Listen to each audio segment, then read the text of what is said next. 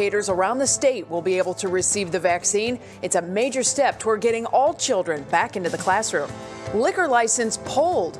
The state yanks a permit from a popular downtown Cleveland bar due to repeated coronavirus violations. We'll break down the business's potential legal challenges. And COVID questions you ask, and our senior health correspondent Monica Robbins answers, including about the new variants popping up across the country and world. Stock skirmish, the so-called little guys taking on the big hedge funds. What you need to know about the battle taking place on Wall Street involving companies like GameStop and AMC. And everyone needs to know that they're loved and we're loved. And meet the search angels, helping people reconnect with long-lost relatives. What's New starts right now. And now, live from WKYC Studios, this is What's New. Hello again, Northeast Ohio. It is so good to be with you again, and thank you so much for choosing What's New with Betsy Kling. I'm Jay Crawford. Betsy, a terrific Thursday afternoon to you. And to you too, and to everyone out there. And you know, as I look out the window and I see snowflakes flying around and the temperatures are in the 20s and it's cold, get this.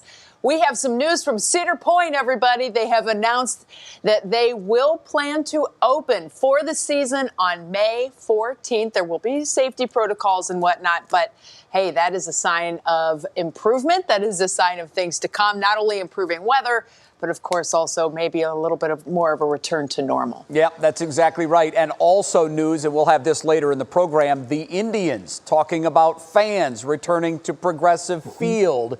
So slowly but surely, our old normal is beginning to creep back. We'll have more on those details coming up. But Betsy, we begin this day at 5 with political news. Ohio Representative Jim Jordan has announced very recently that he will not be one of the contenders for Ohio's next Senate vacant seat. Republican Rob Portman announced this week that he will not seek another term. Through a released statement, Jordan says he believes at this time he is better suited to represent Ohioans in the House, where he is the top Republican on the Judiciary Committee. Well, tonight's top story is about getting all of our kids back in the classroom full time. Of course, this is a district by district decision that is based on work with the counties. But Governor Mike DeWine says he's doing everything he can so kids can return to school in just over a month.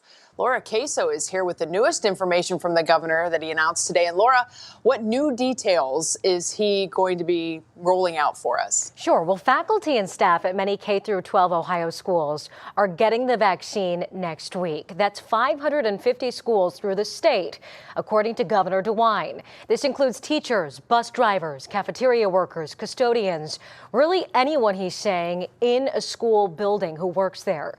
The governor has said all along the goal is to get every child back in school in Ohio by March 1st. That is the reason why teachers are getting the vaccine before about 11 million other Ohioans. But this, it does not come without obstacles. We have a limited supply of the vaccine. We pulled vaccine from our statewide allocation specifically for vaccinating our K through 12 staff. There just isn't enough to do every school in the first week. It's simply impossible. The governor is saying this is basically a logistical issue because we just don't have enough vaccine. But he is sticking to the fact that all school staff who want to get it will get at least the first dose in the month of February if everything goes as planned. The governor said most school districts will be able to get everyone vaccinated in 1 week. For larger districts, it'll take about 2 weeks. The governor says schools that are getting the vaccine next week have already been notified. And tomorrow, other districts will get information about which week they will have access to the vaccine. Now, today, he also touched on the fact that our hospitalizations continue to trend downward, meaning Ohio's curfew is pushed back to 11 p.m. starting tonight. And this goes into effect for 2 weeks, Betsy. Yeah, and Laura, to reiterate, this is the school vaccine is for the teachers and staff, not the students yet. Of course, Correct. The children's vaccination program has not even hit ground with the testing and whatnot. So that is still to come. But this is for the adults that are involved in the school district. All right, Laura, great information. Thank you. Sure. Jay? Well, now on your feet at 5, the Barley House, a popular restaurant and bar in downtown Cleveland, could be without a liquor license in less than 2 months. Will Ewick joins us live now. Will, the state has said they plan to revoke the Barley House's license to serve alcohol. Have we heard what the Barley House plans to do now? Yeah, Jay, I did speak with a managing partner here at Barley House today who said that they do plan on fighting this. This goes into effect on March 24th. And to do so, I spoke with people at the state that said it'll have to be done in a Franklin County Court of Appeals. Now, this decision from the Ohio Liquor Control Commission came after they cited Barley House of 4 reported instances, including violating the state's COVID health measures by not maintaining social distancing, selling alcohol after the 10 p.m. curfew on several occasions, disorderly activities, and a sanitation violation back in December of 2019, all of which have totaled over $7,000 in fines, but instead they decided to strip the liquor license. Now, as far as how the restaurant can fight this, Case Western law professor Sharona Hoffman says it'll be an uphill battle that will depend on the judge that oversees the case. It'll probably come down to an argument over the Constitution. You know, they've fought many of these restrictions by challenging the government's power to put them in place. So they will say, well, this should have been up to the legislature. The governor shouldn't have issued these orders, or the health department shouldn't have issued these orders, and this was all unconstitutional.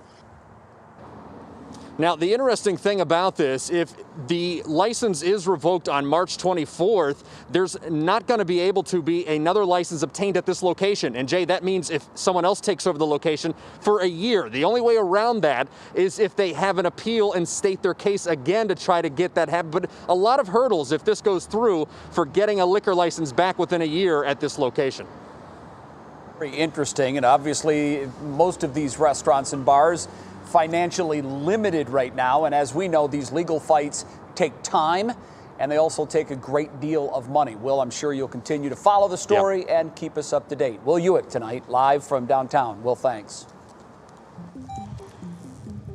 Well, new today, South Carolina health officials say they have discovered 2 cases of the more contagious South African COVID variant in 2 patients in that state.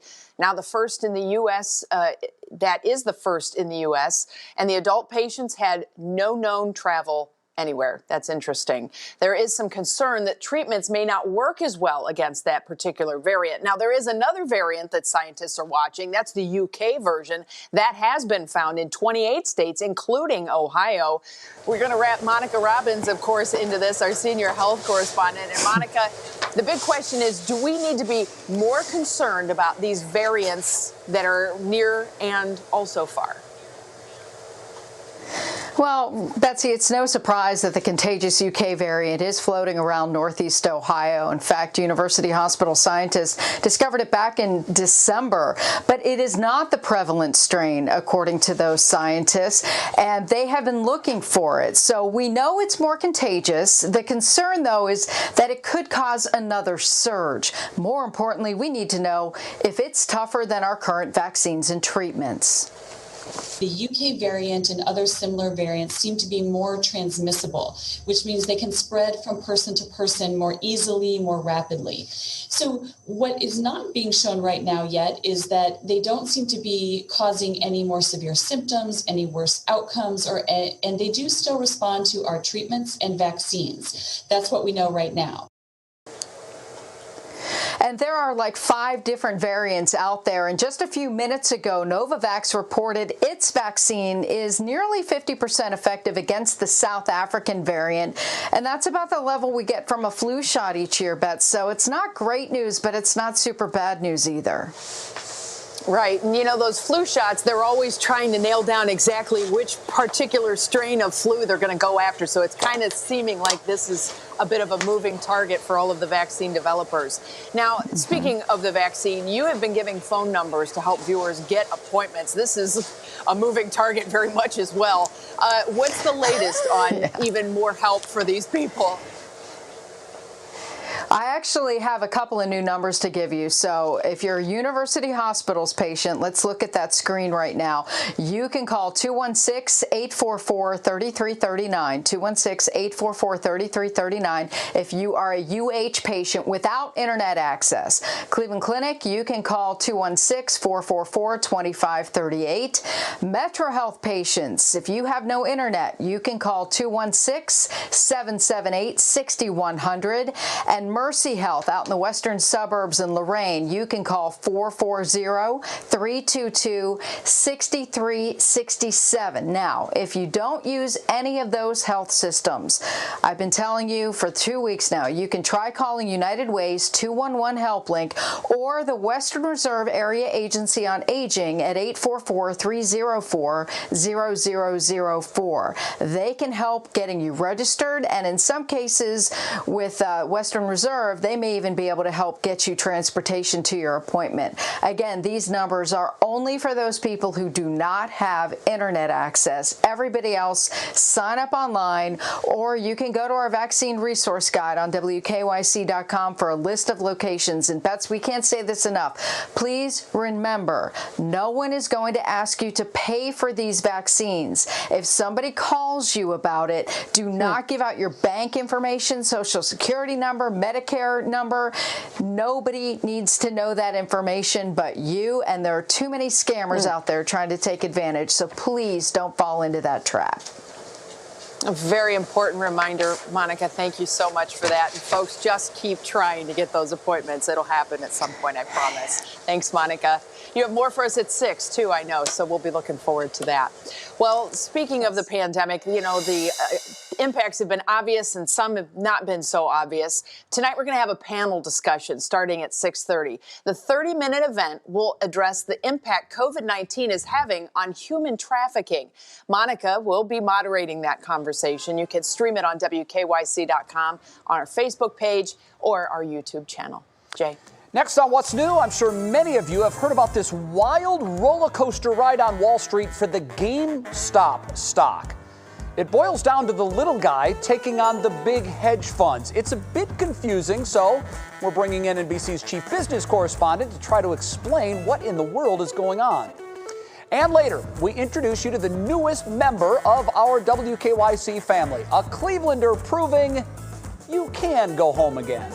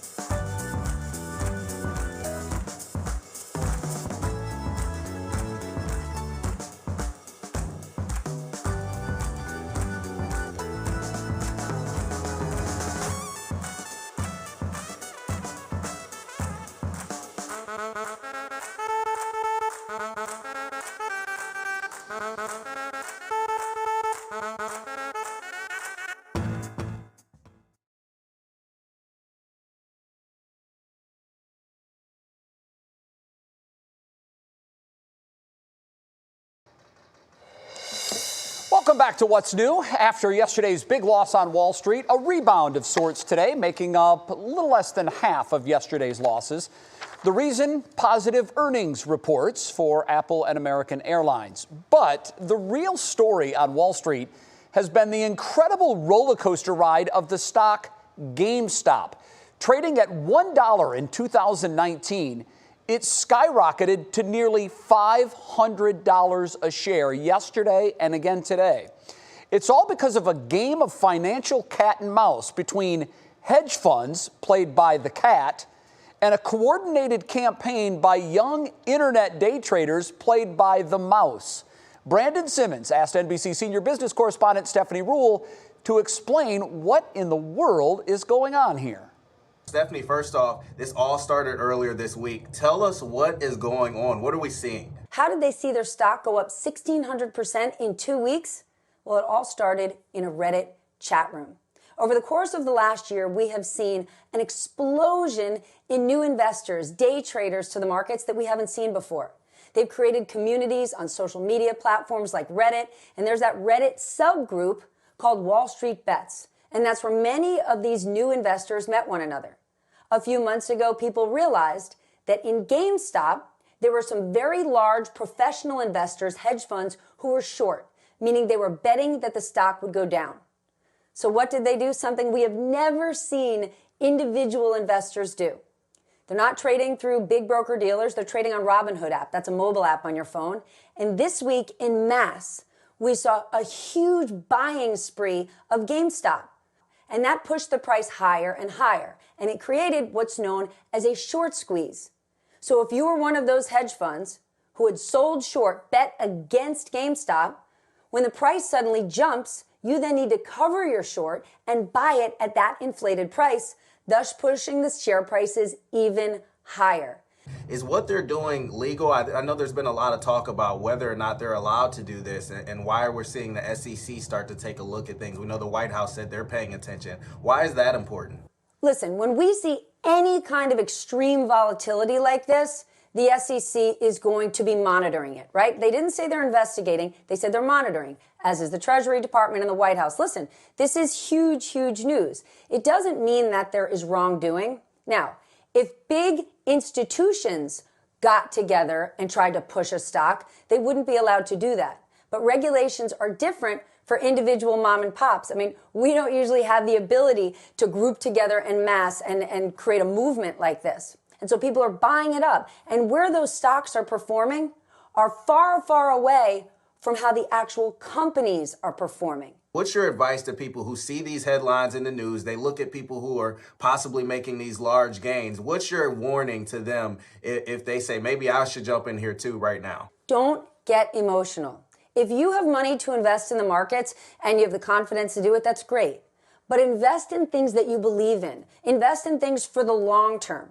This might be working right now for these Robinhood traders. But if you look at history, history does not fall on the side of day traders, right? It's a very, very difficult game.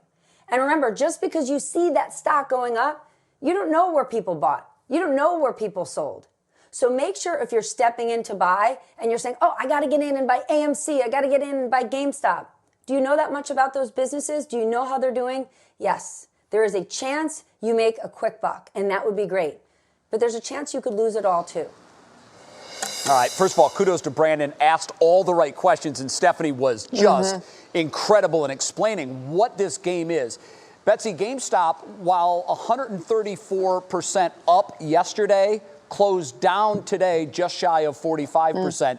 And as she said, it's not just GameStop. These Gen Zers are combating short sales on other stocks like AMC, BlackBerry, and Macy's, things that we tend to think are on their way out. Fascinating high-stakes game between Wall Street elite companies and these new young band of investors fighting against corporate greed. Wow. It's interesting for sure. And that Robinhood app that Stephanie mentioned is now under pretty big scrutiny by a whole lot of folks. So it'll be interesting to see what happens when that goes down. You know, the stock market is really the only thing that we can even somewhat correlate to the volatility of weather. It's interesting, the cat and mouse game that we are constantly playing today. Lake Erie, the cat. Of course, we're the mouse. Matt, where's this lake effect snow stand right now? Well, I'll tell you what, Betsy, it's been coming down good across the greater Cleveland area over the last couple hours. We saw this kick into effect last night where we saw that cold air pouring across the lake. 2 to 4 inches of snow have fallen, especially areas that don't typically see it. Some at Portage County, areas of our secondary snow belt. But we've got more moving in. There's another push of energy. You can see some of these darker blues. Those are some of the heavier squalls where you have some briefly reduced visibility. This moved through Parma about half an hour ago, the east side. Maple Heights down towards the Bedford area. Northfield getting some heavier snow, pushing into Twinsburg, just south of Solon, Hudson, Stowe. Seeing some snow as well. You can see a live look right now, State Route 8 at I-80, the turnpike there. This was white about a second ago, but it's not really putting down much of a coating outside of the berm there. Treated surfaces seem to be handling this okay. We've got another band trying to set up here on the west side over towards Strongsville, Brunswick, seeing some heavier squalls right now. This will put down, again, a quick coating, maybe a quarter of an inch as it moves through, but a live look at traffic. Outside of the normal slowdowns, it seems to be like we're managing okay. Again, things change after the sun goes down. You lose that solar radiation. So looking ahead, yeah, we've got a pretty decent lake effect setup. It's not a robust setup where we have a real thick band of snow, but we've had that coming off of Lake Huron heading towards Erie. If you have travel plans that direction, that's where we'll see heavier snow. But the question is, does this line up and kind of waffle its way into Ashtabula County tonight? Well, the Weather Service saying there's a chance for that. So we've got a winter weather advisory out through 10 o'clock. It is extended even further as you get out towards Erie. Could see another 2, 4, maybe 5 inches as you get out towards the east. Inch or 2 maximum for the rest of us. Temperatures, though, are cold. Boy, second coldest day of the year today. We only made it in the low 20s. It feels more like the teens outside and single digits. That's not going anywhere. Your National Zymark hour-by-hour forecast keeping the cold air around tonight with that brisk wind. You can see the model still picking up on some of that lake effect snow, mainly out towards the east. Tomorrow, we're going to see some sunshine. How about that? For most of us, I do think we're going to hang on to those lake effect clouds. We're going to be watching that band of snow out towards the Ashtabula County area tomorrow to see where that goes. And then tomorrow evening, yet another cold night as temperatures really aren't going to get much out of the 20s as we go through the daytime tomorrow. Then all eyes turn off towards the west. That weekend snowmaker will be moving in here on into our northeast Ohio Sunday still. Latest track on this, pretty much where it's been down to our south. That will bring accumulating snow to much of northern Ohio Sunday on into Monday. And the next half hour, we'll detail that and take you through some of the potential accumulation totals. Union Home Mortgage 7-day forecast. We've got some sunshine coming in here early Saturday. There's the snow Sunday, Monday, Tuesday. And then for Groundhog Day and thereafter, we warm up again. We're going to have some rain around as well. Coming up next on What's New, we'll meet our newest member of the 3 News family.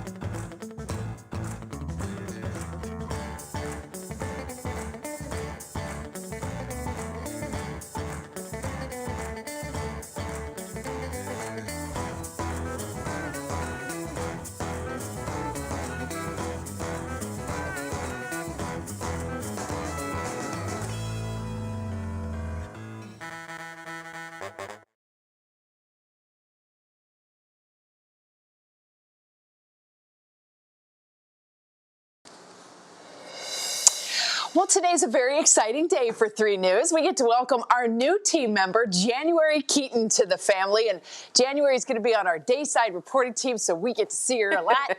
And January, you are a Northeast Ohio native. So first of all, welcome home and welcome to the 3 News fam. Thank you. Thank you. Thank you very much, Betsy. I cannot tell you how excited I am to be home. It has been over a decade since I've lived here in Northeast Ohio.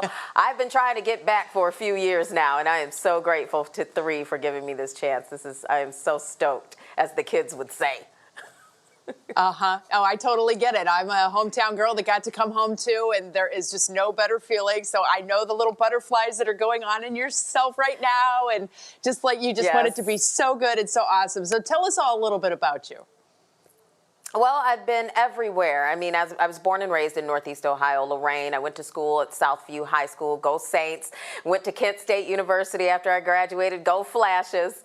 I mean, I've done a lot in my lifetime as far as news goes. I've been up to upstate New York covering political news, down to Cape Coral, Southwest Florida, covering all things traffic related. I have a bunch of, oh no, you didn't show these old pictures. These are me from high school and college. Oh goodness, there I was, voted most talented in my high school, y'all. So this is not a joke. I was talented even back then. And there's my prom date, Andre Hayes, shout out to him. But anyway, yeah, so I'm definitely a hometown girl. I can't wait to report on the news that's important to my city. There is my baby girl, Dixie. Yes, I am a 40-something-year-old new mom. For those of you who think it's too late, it is not, okay? She is my one and only child, and she is 6 months old, and look at her. She is just precious. She's with my father right now. So excited to be here and back home to raise her around my friends and family. This is so amazing. Oh, amazing January. Opportunity.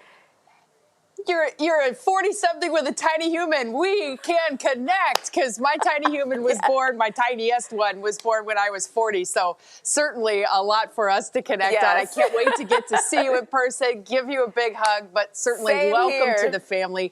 And we look forward to all the reports that you're going to be bringing us pretty soon. Appreciate it. Thank you so much, Betsy. Thank you.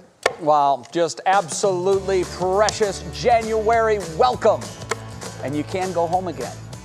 I'm sure she's going to love this animal story. I'm told she's a huge animal lover. Yesterday, we told you that there was a heartwarming story of how Clevelanders came to the rescue of this cat. Her name is Penelope.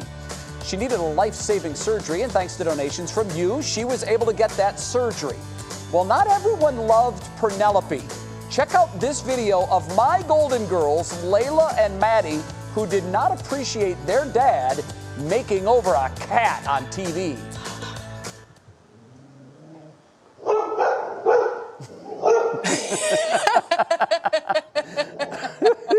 Layla and Maddie, Betsy, needless to say, were not happy. And when I got home last night, let's just say I got the less than normal welcome home.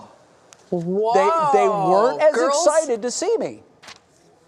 Girls are throwing you some shade. I'm impressed. I love those dogs more and more every time we do a story on them.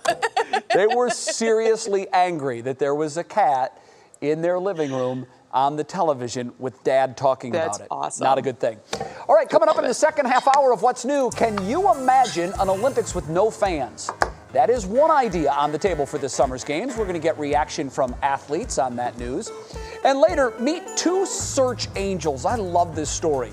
Women who have dedicated their lives to helping people find lost loved ones. Why they say reconnecting now is more important than ever before.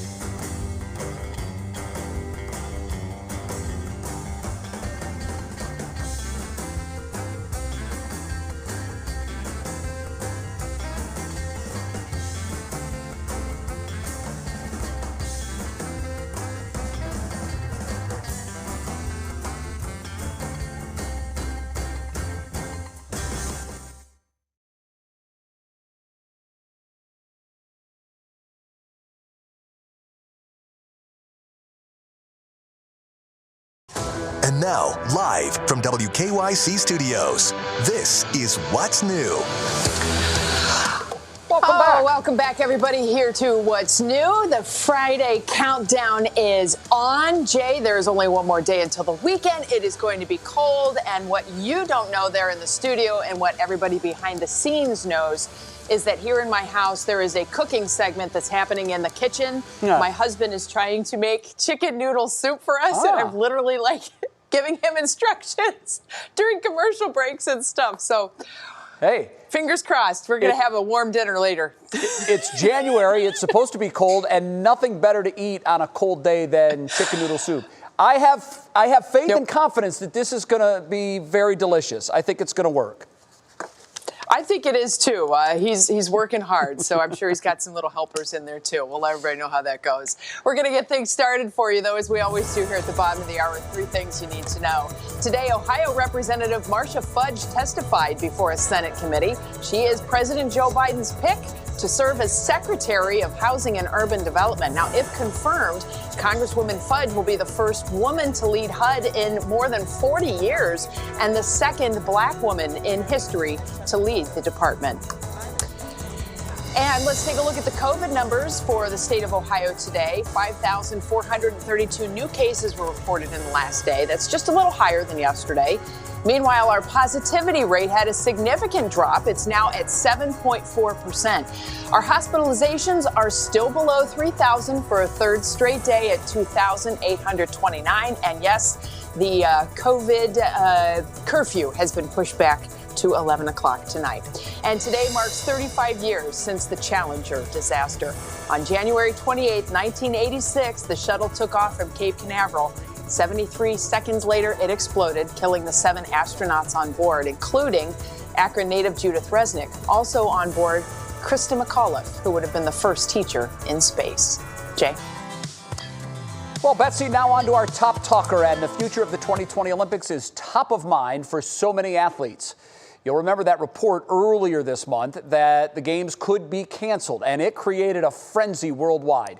However, tonight organizers are trying to reassure the world that the delayed games can indeed take place in July as scheduled, despite the pandemic.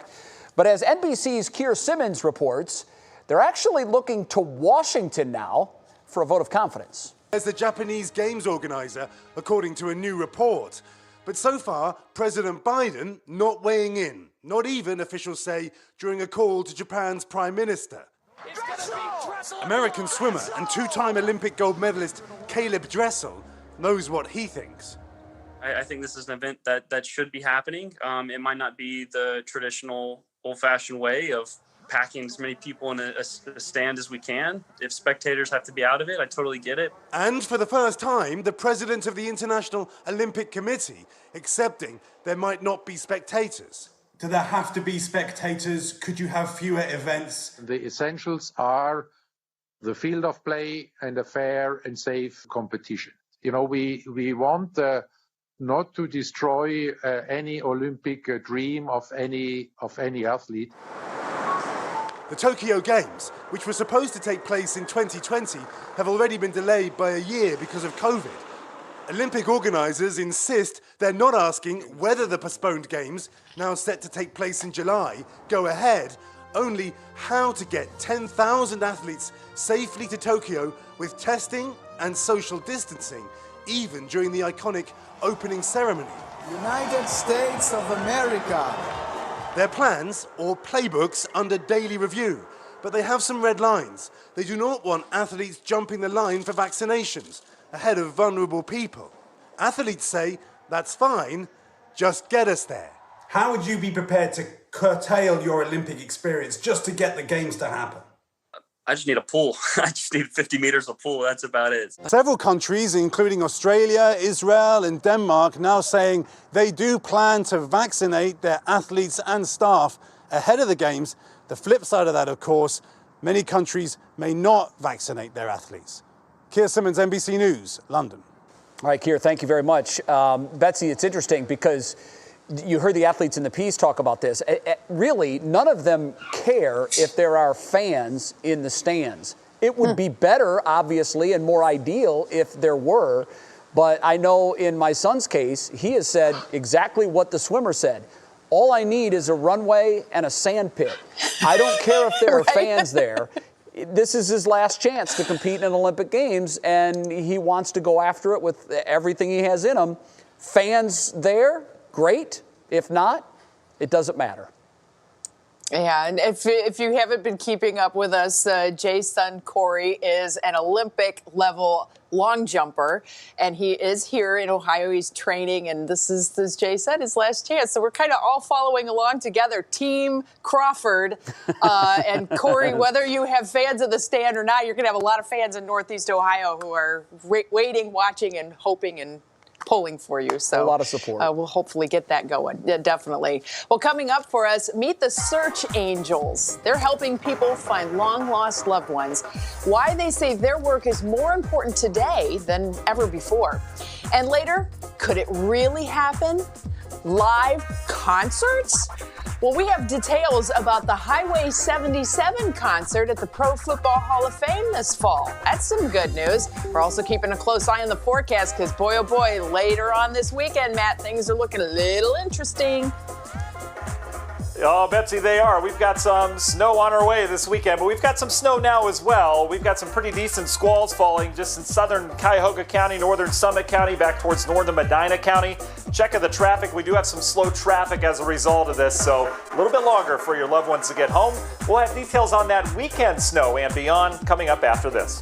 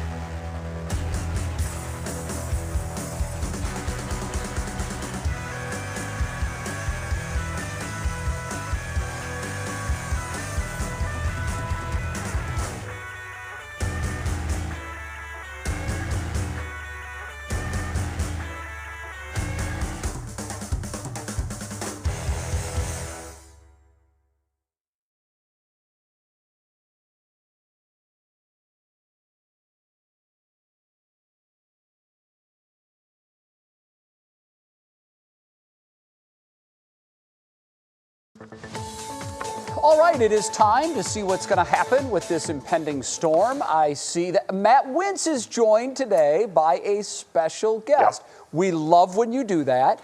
I'll throw the weather word in. I think it might be one that your kids will like. Roller coaster. That's because Cedar Point announcing their opening May 14th. Yeah, awesome, Jay. I can't wait. Emmy wasn't going to make an appearance. She was coloring a lovely picture in the background, but she wanted to say hi. Emmy, do you want to tell everyone just real quick? I know where they can see you. We got to get to the weather, but do you want to tell everyone what tomorrow is? Tomorrow's my birthday. Your birthday. You turn how old tomorrow? 5. Oh, it's going to get crazy around here. Go draw a big birthday cake on the wall. That sound good? We have a chalkboard wall, Jay. I'm not encouraging coloring with markers or anything like that. Hey, so we're in a pandemic. She can draw whatever she wants, wherever she wants. Yeah. That's what River does. Trust me, I'm chasing him around with marker caps all day. It's fantastic. But anyway, let's talk about the snow that we've got here. I'll get that weather word in for sure. We've got a winter weather advisory out for, I always say that really fast and it sounds kind of interesting. But anyway, it's out for Ashtabula County till 10 o'clock tonight. But we have slick spots elsewhere. That's why I don't really, want to get hung down on the advisory there, because we have some slick travel elsewhere. In fact, it's probably worse travel as you get out towards the I-40-80 range down towards 271 than it is out in Ashtabula County right now. Decent squalls coming through. These are going to reduce your visibility pretty quickly. A quick coating to half an inch with some of these. This is a live look now, courtesy ODOT 480 at 271. Travel seems to be okay. We've got salted roads, obviously, but you get that rate high enough, especially after the sun goes down. We could see some slick travel overnight tonight. Overall, the lakes, yeah, it's not too impressive from here on out. I do think we'll see this activity kind of wane in coverage tonight, but we'll keep an eye on this main band, which actually hooks up with Lake Superior and Huron. It's over towards Erie now, but this may fluctuate back towards Ashtabula County tonight, tomorrow. We'll keep an eye on it. That's why that advisory is out. You can see the bulk of the heavier snow from the lake effect falling from Erie out towards the Buffalo area, but still, we could get some accumulating snow here locally. Your National Design Mart Hour by Hour outlook, we're going to look at the big picture of this, right? I want to show you big picture across the country, talk about that storm. Reason why we've got the lake snow now, big low pressure off the east coast, high pressure combining to bring that cold air right over northeast Ohio. That will go away as high pressure takes control of our forecast tomorrow. But here we go. Here's the latest on our storm. Big area low pressure coming out of the Central Plains. That will spread snow into our area Saturday night and Sunday. We're pretty confident in that. But here's where the confidence starts to go down just a little bit. Depends all on the track of this low. The GFS still has it a little bit further north during the day Sunday. That would bring a mix into northeast Ohio. But most of the model solutions keep us on the snowy side. And if that happens, we will have a plowable snow here Sunday afternoon, Sunday night. That low pressure transfers its energy to an even bigger low that will form a nor'easter off the eastern seaboard. That will impact areas of the east coast. Meanwhile, we're left with kind of the remnants of that last low, keeping the snow around here Monday and Tuesday. How much snow? We're not going to talk totals at this point, just trends. That trend brings some pretty heavy snow up into northeast Ohio, but the roller coaster ride that models are, the GFS has the heaviest off towards the, my slippers on, the heaviest off towards the east, but you can see we're still talking some pretty decent snow around here, regardless of how that comes out. Union Home Mortgage 7-day forecast, cold tomorrow. Here's the weekend. Sunday, Monday, the days to watch. Groundhog Day, again, some leftover snow. And then after that, we warm up, and it looks like a rain event with perhaps some flooding issues around here later next week. But first things first, Betsy, let's get through tonight's lake effect. Then we'll deal with the weekend snow, and then we'll go from there, Betsy. Yep, we're keeping a close eye on it. Matt Standridge will have the latest tomorrow morning. And, of course, you and Matt will take us through the weekend, too, with Jason helping us out on the weekend mornings. Appreciate that, Matt. Thank you. Well, anytime you search for something, it can be a challenge. But imagine searching for a single person in all of the people all around us, both near and far. The good news is that those searching for loved ones don't have to do it alone. We're highlighting a pair of search angels in our new series, Reconnecting. We're going to follow someone's journey from start to finish as they look for their loved ones. Lindsay Buckingham has this story. Hey! There's nothing like family, the closeness, the safety, the feeling they'll always be there. And yet, so many people are looking for their missing link. The most important thing is that the searcher now knows where they come from. And that's a really hard place to be, to not know who your birth family is. The Searchers. That's who Janet Renardo Travis and Lynette Caton Bryan are dedicated to helping with their business, DNA Now. The two also successful search angels. To date, they've solved well over 100 cases. I feel like it brings a peace of mind to people. They have questions that have gone unanswered their whole lives, and everyone needs to know that they're loved and we're loved. For over 10 years, the pair reuniting brothers and sisters, long-lost friends, and birth parents with the children they gave up for adoption. there's been the different circumstances why people give up babies for adoption, and they just want to find their story and know their truth. The truth, the driving force. Sometimes they won't rest until they find it. And a lot of times you don't go to sleep because you're so close to finding an answer that, and you know you're right there, that you just have to keep at it until you solve it. I go on the same journey with the searcher. I have emotional highs and emotional lows. I cry with them. I scream and yell with them, and I go through the same things with them. The first step is the hardest part. It must be absolutely terrifying for them to think that the family member may not say yes. Are they alive? Are they going to want me? Am I a secret? That's a lot of their fears. But most searchers feel a lifelong weight has been lifted. Whether it's the right outcome or not, at least they have answers, and that's important. A solved case, indescribable. You know what's really cool is to hear someone say, oh my goodness, I finally have someone that I look like. Yes. I see myself in them. And it's really beautiful. And they have a message for those afraid to reach out. I say go for it because none of us are promised tomorrow. And you don't know what the circumstances are on the other side. The last thing you want is to regret. So if you don't take that leap, you'll never know. Lindsay Buckingham, 3 News. Wow. Well, as we continue this series, we want to help you reconnect with someone. If you are watching this and you're wanting to connect with Janet and Lynette to help you, reach out to us at reconnecting@wkyc.com. That's a great story, but there are so many great stories to come. And again, we're going to follow the process from start to finish as we hopefully help search out and reconnect people. It's a great way to kick off 21 and stay 21 strong. Yeah, I imagine, she said in the piece, that for the searchers, the agony of being close but not making the connection, and then the excitement of being able to pick up the phone and call the person that you're working for and tell them, I found your person. It must be incredibly rewarding. Wouldn't that be great? Wow. We get to see that. I know. I'm very excited about this. I remember Oprah used to do the connection shows, and they'd walk around the corner of the stage, and you'd be bawling watching this. And I think it's going to be an emotional journey. I'm glad we can share it with our viewers. Still ahead on What's New, I'm sure you miss it. I know I do. Watching the Indians play inside Progressive Field. Well, we have all the details on what the team is working on to get fans back inside and keep us all safe. And later, if you're getting ready to buy or sell a house, you're going to want to see this next story. We talk to realtors about how the pandemic is changing what we are looking for when we're buying a home. Some of the answers may actually surprise you.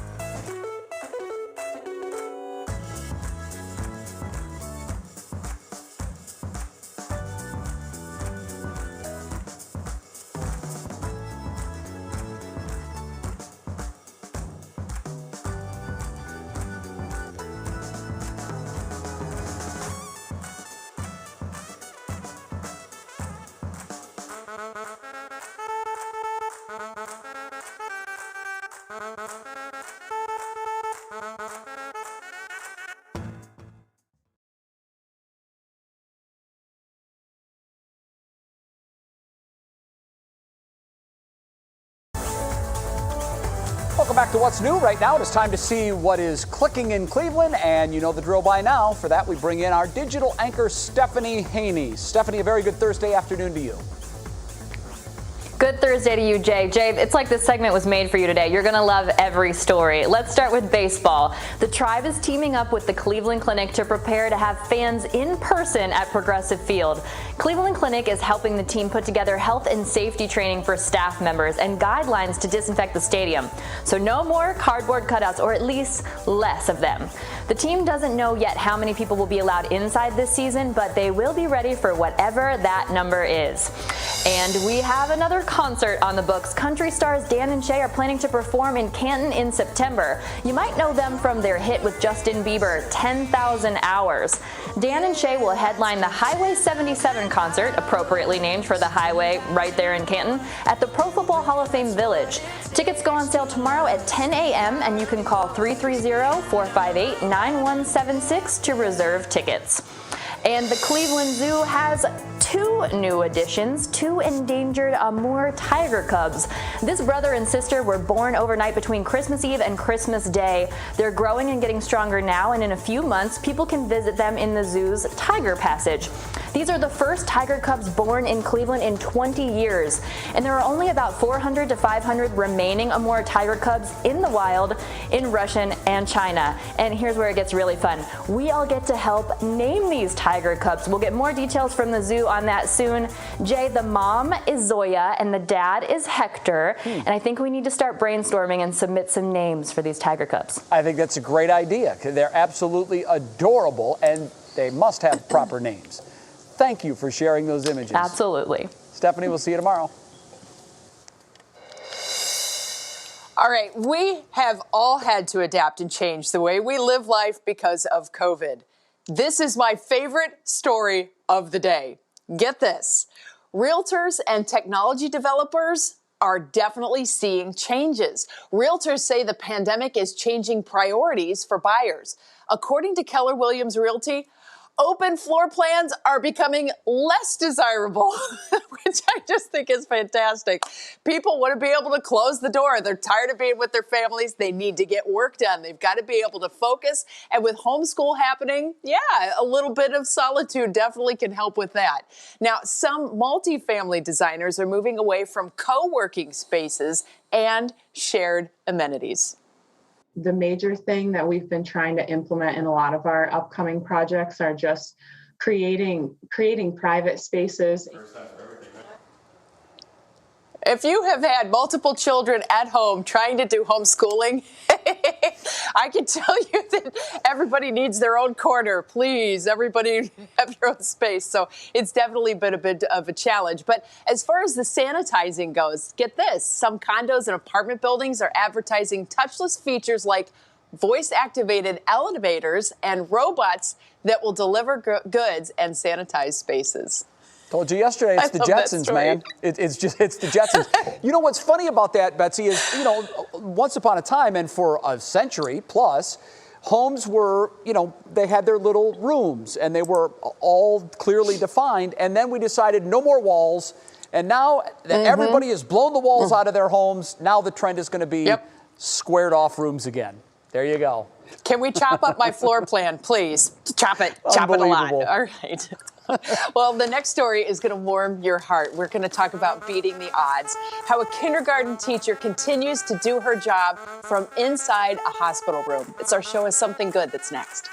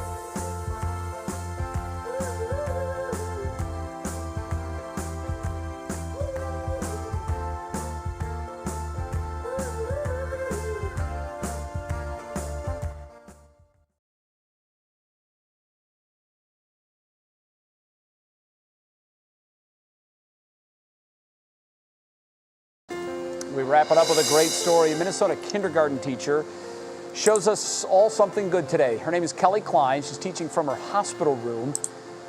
She's actually undergoing treatment for ovarian cancer. She declined the offer from the school to take leave and instead spends the 5 hours a day during her treatments spending that with her 4- and 5-year-old students. Kelly says the students watch her get treatment not only for schoolwork, but to educate them that people dealing with cancer can still thrive. What an example. What an example. I love that story. We need more of that, definitely. Well, everybody, thank you so much for hanging out with us this evening and watching What's New.